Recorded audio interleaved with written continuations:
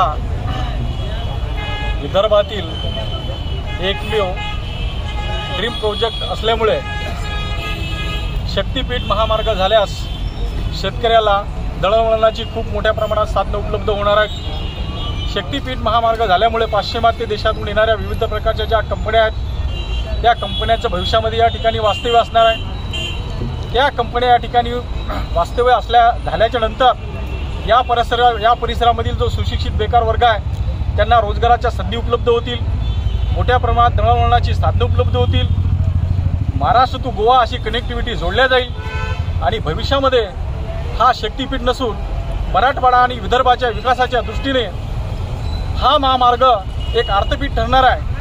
सरकारकडे आमची एवढीच विनंती आहे की विदर्भातील यवतमाळ जिल्हा हा आत्महत्याग्रस्त जिल्हा असल्यामुळे आम्ही शक्तीपीठ महामार्गाच्या समर्थनार्थ या ठिकाणी सर्व शेतकरी जमलेले आहोत। यवतमाळ जिल्हा हा आत्महत्याग्रस्त जिल्हा असल्यामुळे सरकारने या जिल्ह्याला भरभरून योग्य ती मदत करावी आणि शेतकऱ्याच्या जमिनीचं तातडीने भूसंपादन करावं अशी आम्ही आज रोजी माननीय श्री मुख्यमंत्री एकनाथरावजी शिंदे साहेब यांना विनंती करतो आहे।